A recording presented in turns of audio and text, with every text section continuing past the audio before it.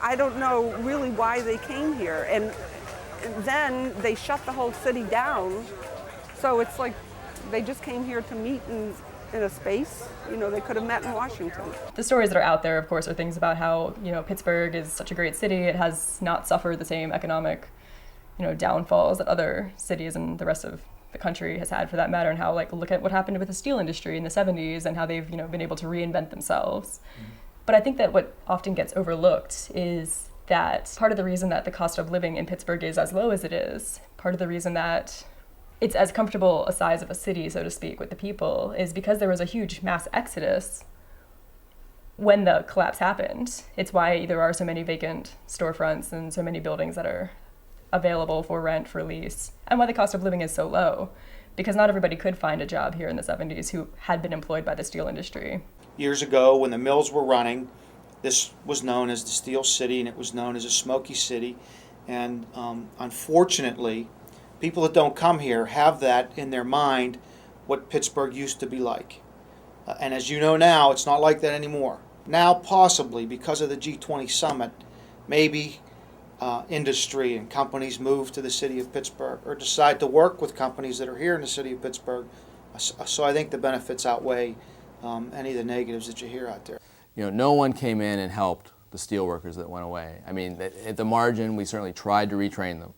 We kind of invented worker retraining here because we were left with this large number of unemployed steel workers that were trained for a particular industry, had expected to spend their whole careers in those industries, and when that industry went away, they were left with very few options. So that's when we suffered this massive outmigration. Pittsburgh really changed as a result, as we lost several 100,000 folks over the 80s and moving forward. More could have been done. We certainly didn't help all the communities here that were, as those people left, we certainly still have to this day a lot of very distressed communities. And that's when I say there's no policy really came in and took care of those communities in ways that might have happened elsewhere. I mean, so people were forced to move. People were forced to move far away. And those who didn't move away probably were left unemployed for an extended period of time without any significant social safety net. Bluefield is a very quiet neighborhood. I don't know if you know anything about Pittsburgh, but we have 77 neighborhoods here. Bluefield is one of the very oldest and one of the nicest. Very quiet, nothing very much goes on. And I read that there was going to be this demonstration here, and I thought, who is going to go to this? I don't know how it's going to go. I don't know if there's going to be a lot of people or not a lot of people. I was personally not going to be involved.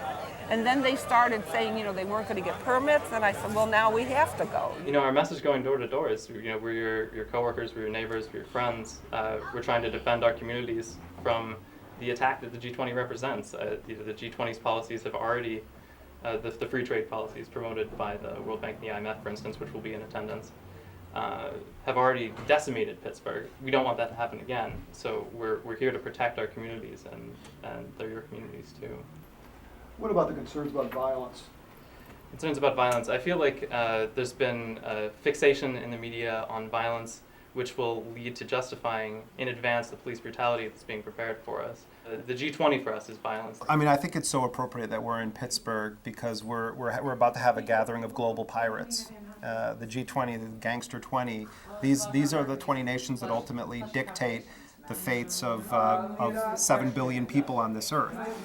The fact is that no matter how small the crowd is that gathers to confront the G20, they're speaking for the vast majority of the people on this earth, regardless of what kind of police state emerges here, regardless of how little of a voice they end up having in any kind of an official thing.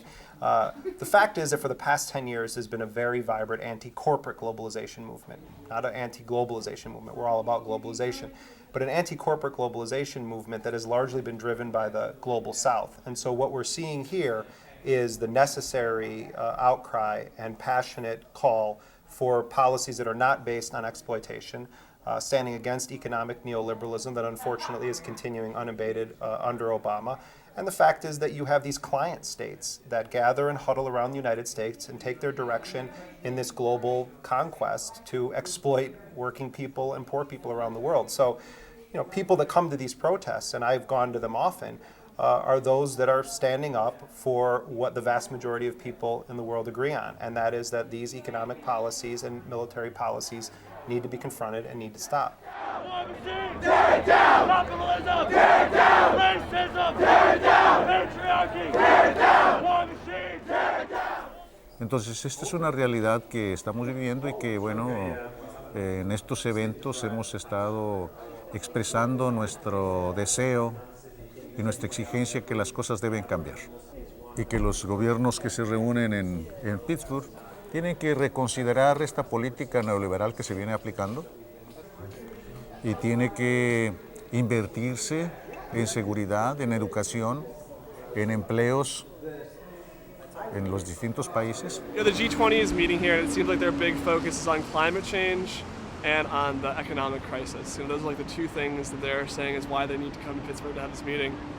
And I think the thing that really strikes me about this whole idea is like the people who are coming to meet here to talk about how to fix those things literally are the people who engineered those problems. Democracy is necessary now, actual radical democracy. We actually have to start listening to unexpected voices.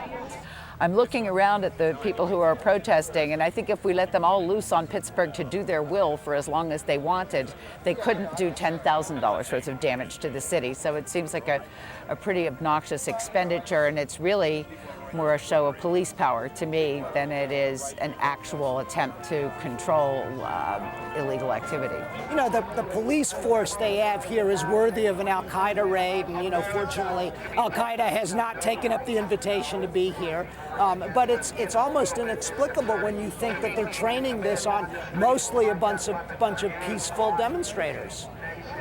Costs will be roughly $20 million. And right now, I think they're all estimates on what the costs are going to be. We have a commitment of over $17 million from the state, and that money's in hand.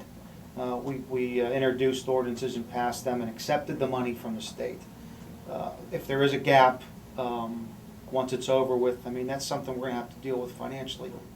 Our neighborhoods are making a sacrifice because of the attention to downtown.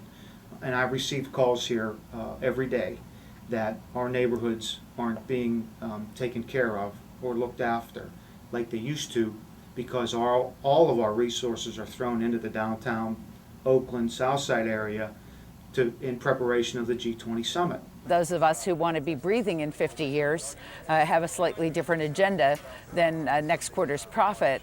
I don't think that Pittsburgh needs the kind of investment that the G20 would attract.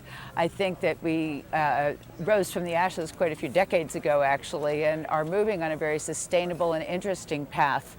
There are wonderful groups in Pittsburgh that are working on sustainable Pittsburgh. We have a terrific collection of CSAs and people who are supporting local agriculture. We have locavore restaurants. We have a global focus in terms of support for some of the poorest people in the world. We have a very active Haitian Solidarity Committee and people working on peace around the world. So I think that there are more democratic and better ways to tackle these problems than from a purely financial angle. How can we wring the last nickel out of the coming quarter?